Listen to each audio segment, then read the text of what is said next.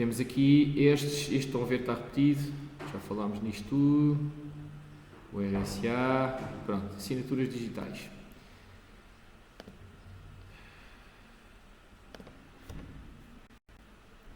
Assinaturas digitais, o que é que nós queremos aqui? A assinatura é a mesma coisa que nós estamos habituados a fazer em papel, não é? Portanto, é o receptor poder dizer que qualquer coisa foi feita mesmo por um emissor, ok? Não podendo repudiar a mensagem. Portanto, isto tem a ver com aquela propriedade do não repúdio, que é eu enviar qualquer coisa, uma mensagem, um documento, e depois dizer que não fui eu que enviei. Portanto, uma assinatura aqui no contexto da segurança em comunicações tem a ver com este não repúdio. Pode ser usado para assinar documentos, como ainda agora estávamos a falar no caso do cartão do cidadão. Isto poderia ser feito com chaves com criptografia simétrica, ok? Como é que eu poderia fazer com criptografia simétrica? Como a criptografia simétrica implica ter a mesma chave no emissor e no receptor, isto implicava haver aqui uma entidade que sabe tudo, não é? E em que toda a gente confia. Que é este bebê, que está no livro Bebê, porque é de Big Brother, no sentido em que sabe tudo, ok? Então, porquê haver o bebê? Porque para toda a gente ter uma chave partilhada com o bebê, porque senão era obrigatório toda a gente ter uma chave partilhada com toda a gente. Complicado, não é? Toda a gente ter uma chave partilhada com toda a gente só para fazer assinaturas. Nem imaginem, no caso do cartão do cidadão, obrigava que nós tivéssemos no cartão do cidadão as chaves de todas as outras pessoas em Portugal, não é? E não só pessoas e entidades, porque nós às vezes assinamos papéis, não é para outra pessoa, é para uma entidade. Portanto, não é execuível. Mas eu poderia ter uma entidade aqui, então é mais fácil ter uma entidade e eu ter então só uma chave partilhada com essa entidade. Ok? Portanto, eu ter então uma chave partilhada só com essa entidade. Ok? Então, se eu quiser enviar uma coisa ao Bob assinada por mim, Alice, o que é que eu vou fazer? Eu vou dizer que sou Alice e vou enviar uma coisa com a chave que eu tenho partilhada com o bebê, ok? Que é este KA, é a minha chave partilhada com o bebê. E vou dizer, e o que é que eu vou cifrar com essa chave? A identificação para quem é que eu quero enviar a mensagem e a mensagem. O RA e o T são para não haver replay disto, ok? O RA é um número aleatório e o T é um timestamp. Como é que eu faço isto? Quando alguém recebe isto, pode verificar se aquela mensagem já foi enviada uma vez ou não. Como? Se conseguir decifrar aquilo, vai olhar para o RA e vai ver se nos últimos X segundos recebeu alguma coisa com o mesmo RA. Se recebeu, aquilo é inválido, porque é alguém que está a reenviar uma mensagem. É para isso que serve o timestamp, para ver o intervalo de tempo. Estão a ver? Portanto, aquilo tem um timestamp, que é às X horas e aos X segundos de tal dia, e ele sabe que tem que verificar X tempo para trás se aquele RA já foi usado ou não. Ok? Então o que é que o bebê faz com isto? Consegue decifrar isto, porque tem esta chave partilhada com o A. Então vai decifrar isto. E vê, eu quero enviar isto para o B, que está aqui o B dentro. Então eu vou cifrar com a chave que eu partilho com o B, que é para só o B conseguir ver isto. Isto a dizer que é do A, outra vez o RA e o T, por causa dos replays, e a mensagem, que vai assinada.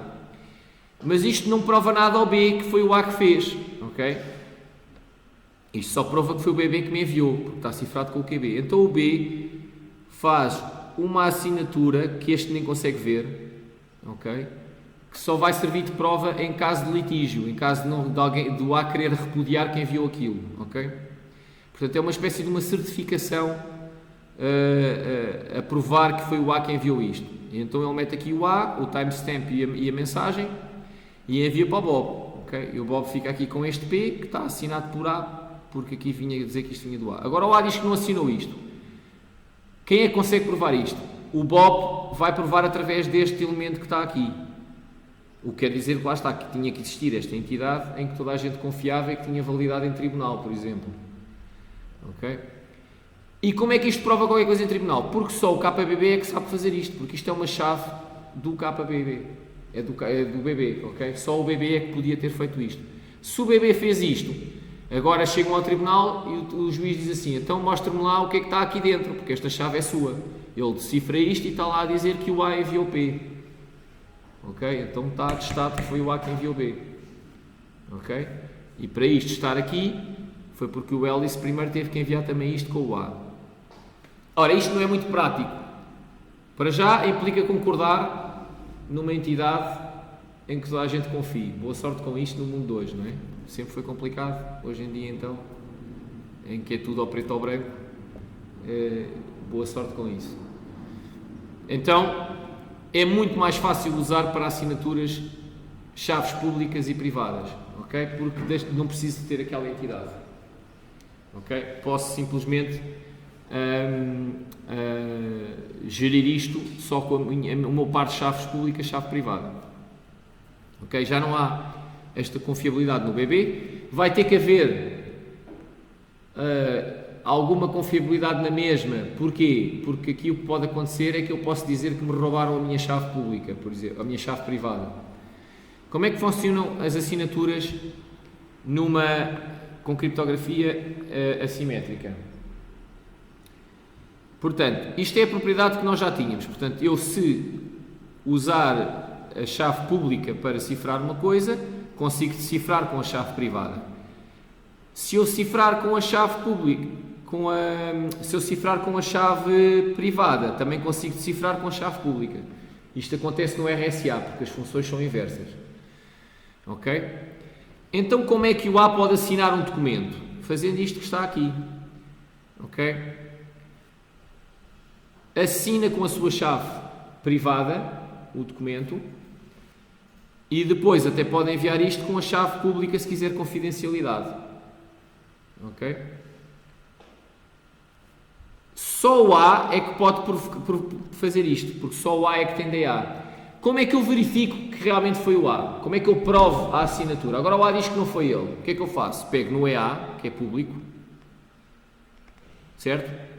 Decifro isto e lá dentro está P. Pronto, o EA já não pode dizer que não assinou P. Porque eu consegui com a chave pública dele cifrar aquilo. Portanto, quer dizer que aquilo foi cifrado com a chave privada dele e, portanto, foi assinado por ele. Estão a perceber? Isto é como funcionam as assinaturas digitais. O nosso cartão de cidadão faz exatamente isto. Quando a gente assina um PDF com o leitor de smart card, ele vai fazer o quê? Este P é o PDF. Ok? Neste caso, o P está secreto, porque isto aqui nem é bem uma assinatura, porque uma assinatura, é assim, isto é uma assinatura, mas o B não consegue ver o documento, não é? O B só consegue ver mesmo a assinatura, porque o documento também consegue ver, porque consegue decifrar com o EA, ok?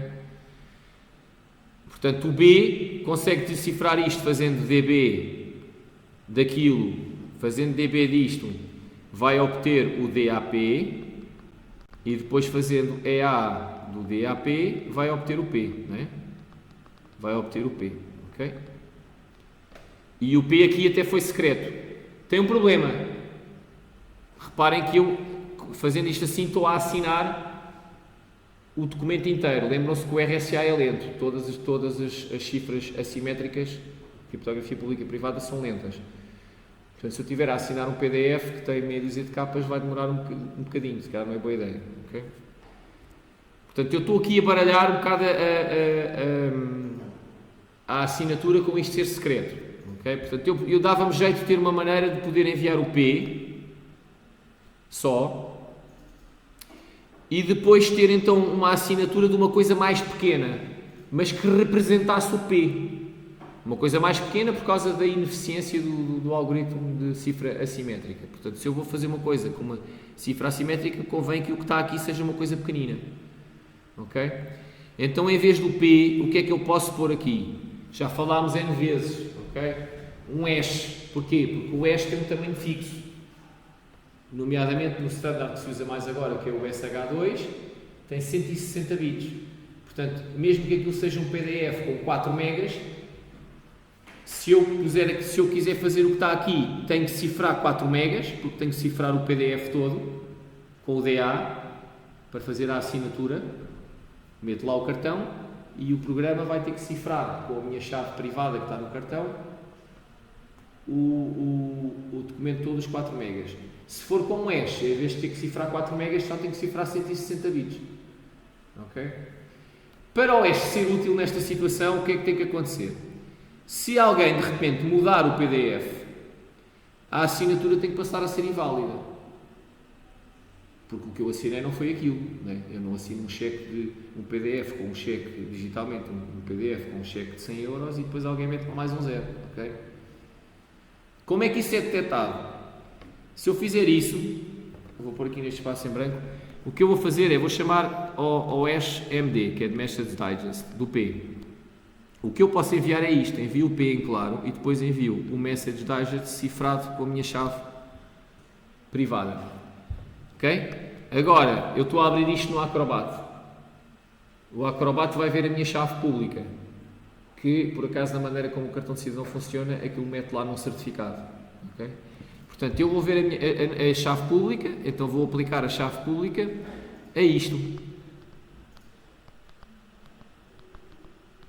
Okay? Ao aplicar a chave pública a isto, vou obter o quê? O MDP. E agora tenho o P e o MDP. Como é que eu sei que a assinatura ainda é válida? Tenho que fazer o hash do P e comparar os dois. Portanto, validade disto está dependente do quê? De duas coisas diferentes, nem que seja um bit, darem dois hashes diferentes. Porque assim, se alguém falsificar o documento que já foi assinado, ou alterar o documento que já foi assinado, nem que seja um bit, neste último passo, quando eu vou fazer o MD deste novo P1, isto vai dar diferente. Nem que seja só um bit a diferença. Ok? Portanto, um bom message digest é o quê? Rápido. Porquê? Porque uma das vantagens é eu não ter que cifrar o documento inteiro, ter que cifrar uma coisa mais pequena e fazer essa coisa mais pequena, depois não posso desperdiçar essa vantagem se fazer essa coisa mais pequena demorar imenso tempo também, não é? Portanto, ser uma coisa fácil de calcular. A partir do P. Se eu tiver o hash, ser virtualmente impossível encontrar o P. Isto normalmente é normal porque o tamanho do hash é fixo, seja qual for a entrada. Portanto, a partir dos 160 bits do hash, conseguir obter os 4 megas do PDF é impossível. E, muito importante, não conseguir gerar duas mensagens que tenham o mesmo hash. Dois P's diferentes com o mesmo hash. Que eu faça isso não pode acontecer.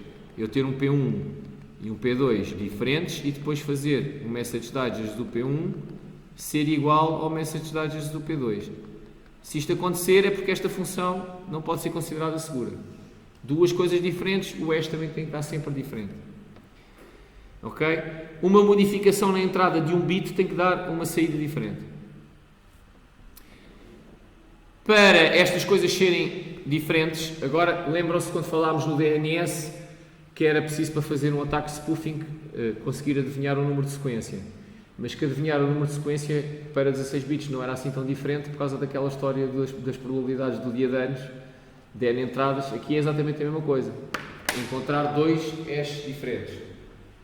O espaço de saída é se o hash tiver 4 bits, se o hash tivesse só 2 bits, eu só tinha 4 coisas diferentes, certo? Portanto, era muito complicado não acertar com duas iguais, não é? E portanto aqui tenho no mínimo devo ter 128 bits para isto não ser muito fácil de haver duas coisas iguais. Vantagens disto: calcular o hash é muito mais rápido. Ok? Pronto, isto agora já vimos tudo, que eu passaria a enviar isto. Isto é no caso da partilhada, o BB também podia só enviar o hash e enviar a mensagem cá fora e não ter que cifrar aquilo tudo.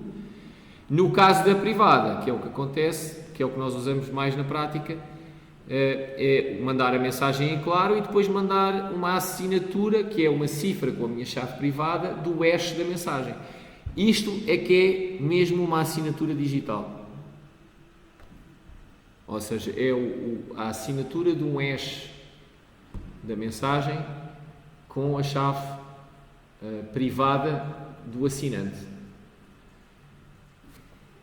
Okay. Message Digest. Havia dois muito usados. Um era o MD5. O MD5 para segurança não é usado há muito tempo. Pode ser usado noutros contextos. os hashes, como nós vimos, são usados também para as hash tables. Numa hash table não é tão crítico que aquilo seja muito forte em termos de segurança, porque é para outra aplicação, não é? É óbvio que se o hash também derem duas coisas iguais, a hash table também vai funcionar mal, não é? Porque depois vai à procura no sítio errado da memória onde é que estão os dados. Mas se é uma coisa que está a ser usada internamente no software, não há este problema de estar ali alguém ativamente a tentar arranjar dois hashes iguais, não é? Portanto, em algumas aplicações de programação é possível que ainda apareça o MD5. O MD5 para aplicações de segurança já não é considerado seguro há muito tempo. O que é não ser considerado seguro num hash? Conseguem-se arranjar duas coisas diferentes que dão um hash igual. Okay? O SH1 é o standard que há agora, já vai no SH3. O SH1 também já não é considerado seguro, a versão 1. O SH2 ainda é aceito e já existe o SH3. Okay? Portanto, o SH2 é uma extensão do SH1, basicamente aumentou o tamanho do digest para tornar mais difícil o ataque do dia de anos, ou seja, encontrar dois iguais. E também a própria maneira de fazer o hash também foi ligeiramente alterado para fazer face às fraquezas que tinham sido encontradas no SH1. Entretanto, temos o SH3, que é um método completamente diferente, apesar de ter o mesmo nome, completamente diferente na maneira como pega nos bits e os mistura todos para dar os 224 bits finais, okay, do hash. Já agora, isto já quase nem se usa com 160 bits, temos estado a falar de 160 bits, mas o SH1 já não é recomendado e o SH2, o mínimo é 224, okay? E pode ir até 512 bits, o hash. E o SH3, acho que o mínimo é 256. Pronto, e aqui isto é o que nós já temos estado a ver, portanto eu tenho a mensagem, que é de um tamanho qualquer, vou fazer o hash, dá 160 bits se for SH1, 256, 224 se fosse SH2, e depois é este hash que eu uso o RSA para cifrar com a minha chave privada, e isto dá a minha assinatura, okay, do documento. O documento pode ir depois em claro, ou essa message, que aqui é uma message, portanto aqui a message, o M até pode ir em claro depois no canal, porque neste caso eu não quero confidencialidade, eu só quero o não repúdio. Portanto, foi aquela pessoa que me enviou o web. Isto pode ser visto como uma assinatura, aquele documento tem a minha assinatura, ou que está lá dito é válido, ou pode ser, eu enviei-te esta mensagem em M e não posso dizer que não fui eu que te enviei. Okay? Porquê? Porque a seguir foi o hash da mensagem assinado por mim. E o outro pode decifrar com a chave pública, obter o hash e comparar com a mensagem e dizer, foste tu que me enviaste. Porque a mensagem está igual, porque o hash deu igual, e tu mandaste-me o hash cifrado com a tua chave privada, porque eu consegui decifrar isto com a tua chave pública, portanto foste tu que enviaste. Para que confidencialidade não vais já fazer AES com essa assinatura? Podias agora enviar isto cifrado com uma cifra simétrica, sim, mas isso implica que tinhas a chave partilhada de um lado e do outro, mas sim, podias. Aliás, não só isto, porque isto não tem lá a mensagem, só tem o hash, podias enviar isto assim. E aqui isto é o hash do M e agora isto tudo ia cifrado com uma chave de sessão em AES, por exemplo. Como é que se ataca isto? À partida, pensaríamos que precisávamos de fazer 2 levantado a M, em que M é o bit, estão a perceber? Está um exemplo muito engraçado no livro para vocês perceberem como é que se ataca um hash. Por exemplo, lá é uma carta em que se são M bits, o que é que eu tenho que ter? Tenho que ter M palavras diferentes, em que essas M palavras mudam completamente o sentido da carta. Uma é dizer bem, outra é dizer mal, estão a perceber? E portanto o que é que acontece? Está um texto e para M palavras daquele texto há 2 hipóteses. Estão a ver? E isso, se há M palavras com 2 hipóteses, quer dizer que há 2 levantado a M versões diferentes daquela carta. Estão a ver? E se houver 2 levantado a M versões diferentes, certeza que vai haver um hash igual. Porque os hashes também são lá 2 levantado a M diferentes. Portanto, aquilo cobre o espaço todo. Vamos ver? Portanto, um hash tem um ataque de força bruta. É possível eu arranjar 2 hashes iguais. Posso ter que fazer um número insano de combinações possíveis de uma mensagem para apanhar 2 iguais com um hash igual. Vamos ver? intuitivamente nós acharíamos que era 2 levantado a M, mas não é. É mais ou menos 2 levantado a M sobre 2. Tem a ver com aquela história que já vimos numa outra aula, do ataque de direitos, que aquilo é mais uma pasta que o número de entradas seja maior que a raiz de 2 do número de saídas, já tem uma probabilidade maior que 90% de haver duas iguais. Okay? Aliás, 50%, não é 90%. Okay? Portanto, isto está outra vez, isto já falámos nisto, é exatamente a mesma conta, lembram-se?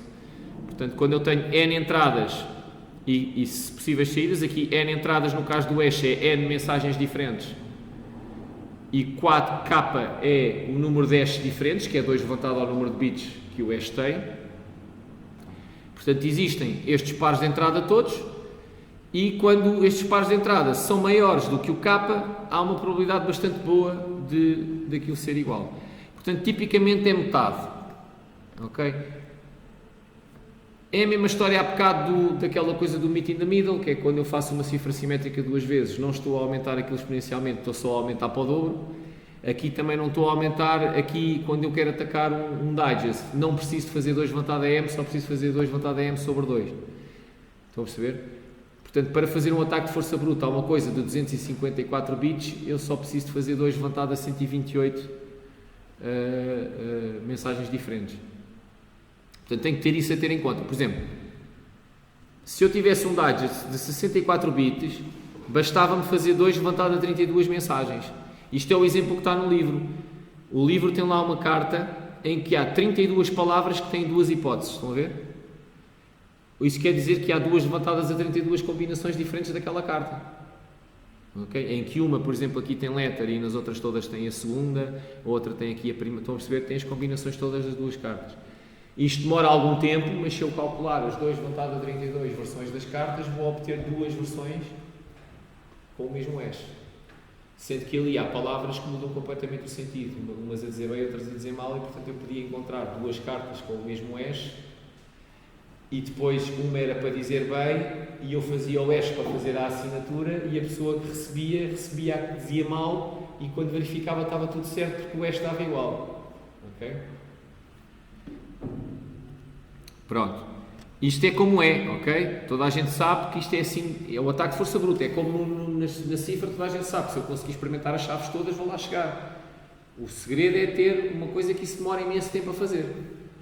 Ok? E aqui é a mesma coisa, portanto o SH2 é considerado ainda seguro, porque não se conhece nenhum método, nunca ninguém descobriu nenhum método para reduzir o espaço de procura. E o único método que existe sempre em qualquer método, que é o de força bruta, demora imenso tempo. Okay? Por exemplo, estão a ver aqui, com o SH2, mesmo que eu consiga calcular 1 trilhão, que é 10 levantado a 12 digest por segundo, precisava de 32 mil anos para calcular as hipóteses todas e encontrar os dois iguais. Portanto, quando temos uma coisa assim, consideramos que isto é seguro, até que apareça alguém que de repente, que não vai ser por força bruta, porque não vai ter este tempo, mas que descubra ali alguma vulnerabilidade, normalmente uma vulnerabilidade qualquer que permita reduzir o espaço de procura. Okay? O que acontece é que estes métodos às vezes depois tornam-se inseguros, é quando há uma maneira de fazer um ataque de força bruta sem eu ter que pesquisar exaustivamente as hipóteses todas. Porque há umas que são mais comuns do que outras, ou qualquer coisa assim. Okay?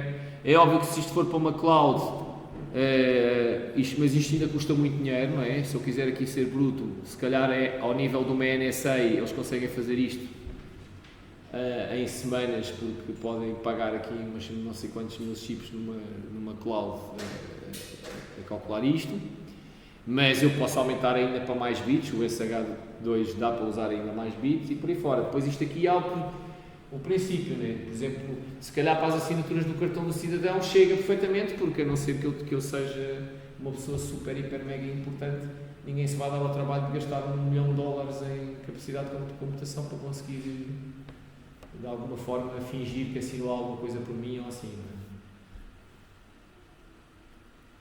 Se calhar, se houver um mecanismo de assinaturas destes para uma ordem de disparar um míssil nuclear, se calhar usam um hash jeitoso, não é? Pronto. Não sei se temos tempo para terminar isto. São só 5 slides, mas pronto. Onde é que isto é usado agora? As chaves públicas, o que é que acontece com as chaves públicas? Isto é tudo muito bonito, mas ainda há aqui um pormenor que não falámos, que é como é que eu dou a chave pública a alguém. Se é pública, vocês dizem, não há grande problema, eu ponho num sítio qualquer onde toda a gente pode ir. Só há um problema, que é alguém, uma terceira pessoa, dizer que aquilo é a minha chave pública. Ok? E esse é o problema dos sites. Em HTTPS vocês precisam de saber, em TLS vocês vão usar a chave pública de um site para começar a ligação. Ok? E têm que ter a certeza que aquela chave pública é mesmo daquele sítio onde vocês estão a ir. Portanto, vocês têm que ter a certeza que estão mesmo a falar com aquele site. Ok? Porque senão acontece aqui, por exemplo, eu punha a minha chave pública na minha página, mas alguém faz um spoofing do DNS, nós vimos na primeira aula de segurança, faço um spoofing do DNS relativamente simples e de repente aquilo está, em vez de eu ir parar à página do Bob para ir buscar a chave pública dele, vou parar à página da Trudy e saco a chave pública da Trudy. E depois começo a enviar coisas cifradas com a chave pública da Trudy e a pensar que estou a enviar para o Bob. E ela até se pode pôr no meio, cifra com a chave privada dela e depois cifra com a chave pública do Bob, porque é conhecida de toda a gente, e o Bob decifra aquilo com a privada e nem sequer sabe que não está a falar com a Alice. Ok? Então, para resolver isto, o que é que nós temos? Não podemos ter um centro de distribuição de chaves disponível 24 horas por dia. Então, arranjou-se uma solução em que não há um serviço centralizado. Okay? Ou seja, arranjou-se uma solução em que eu apresento uma espécie de um documento digital, que é o que o certificado é. Okay? Eu posso ter, por exemplo, no meu site agora um certificado e se a Trudy tentar fazer a mesma coisa, o que é que vai acontecer? Ou põe um certificado a dizer eu sou o Bob, esta é a minha chave privada e a chave privada que lá põe é a dela, que é a Trudy, ou, que é a única coisa que podia fazer, não é? Só que agora o que é que acontece? Se isso tiver um certificado, esse certificado tem que estar atestado por alguém. Se for self-signed, lembram-se, os browsers metem logo um aviso, que é o que nos acontece nos trabalhos, a dizer que aquilo não é seguro. Porque agora a Trudy podia ter feito isso e assinado ela própria, o certificado, com a sua chave privada, era self-signed, não é válido. Tem que ser assinado por alguém, que é o que nós chamamos uma Certification Authority. E eu nem sequer precisar de contactar a Certification Authority. Isto é a vantagem versus ter um centro de distribuição de chaves. Porque o certificado pode ser verificado sem eu contactar diretamente ninguém. Ok? Como é que é verificado? Usando hashes e assinaturas. Portanto, o que vai acontecer é que eu vou ter a chave pública, ok? Portanto, vai haver um certificado que diz a chave pública do Bob é tal e eu faço portanto, tenho uma coisa com texto a dizer isso, faço o hash disto, vou fazer o message address disto, vou chamar a isto P, eu vou fazer o hash disto e agora isto vai ter a assinatura de uma Certification Authority, com a chave privada da Certification Authority. O que é que eu preciso para verificar que aquilo realmente é a chave pública do Bob? Eu vou ter que decifrar isto para poder fazer o hash disto e comparar. Ok? Se estiver igual, quer dizer que ninguém mexeu no nome. E, portanto, aquela chave pública pertence mesmo àquele nome. Ok? Se a Trudy pegar na chave pública do Bob e puser lá que é a Trudy, mudou o nome e o hash já não vai dar igual. Certo? Se ela mantiver o nome do Bob, mas mudar a chave pública para a dela, também mudou qualquer coisa no P, o hash também não vai dar igual. Ok? E este hash foi feito pela Certification Authority, portanto este hash foi feito com o P que realmente é verdadeiro. E portanto, quando eu consigo sacar isto, consigo comparar se o P que me estão a dar agora está igual ou não. Portanto, a Trudy já não consegue fazer este ataque, porque se muda o nome vai-se detectar, se muda a chave também se vai detectar. Porquê? Porque agora a Alice vai decifrar isto com a chave pública da Certification Authority. Ok? vai obter isto e vai comparar. Se está tudo igual, então é mesmo esta é a chave pública do Bob, então agora vou enviar uma coisa cifrada com a chave pública do Bob e sei que já só o Bob é que consegue decifrar aquilo, porque só ele é que tem a chave privada. Aquilo ali já não consegue sequer ver aquilo. Ok? Falta o que aqui? Temos de terminar aqui e depois vemos o resto das cadeias para a semana. É preciso que eu saiba isto. Ok? Para já, até para a semana, vamos assumir que eu sei isto. E eu sei isto. Os nossos sistemas operativos têm um conjunto de cerca de 100 chaves de Certification Authorities que estão instaladas. Ok? Aqui no Windows não vos sei mostrar, se não tem mostrado aqui, mas está nas definições e vocês têm um sítio onde podem ver todos os certificados que vocês já aceitaram e todos os certificados que vêm. Isto também veio no certificado, by the way. Isto também veio no certificado, só que já vem pré-instalado. Okay? E portanto há um conjunto de autoridades de certificação raízes que já vêm pré-instaladas. E para já vamos assumir que o certificado está sempre assinado por uma dessas. Depois não está, há uma cadeia, mas eu posso ir verificando até chegar ao de cima. Que é só o que falta, depois vemos isso para a semana. Okay?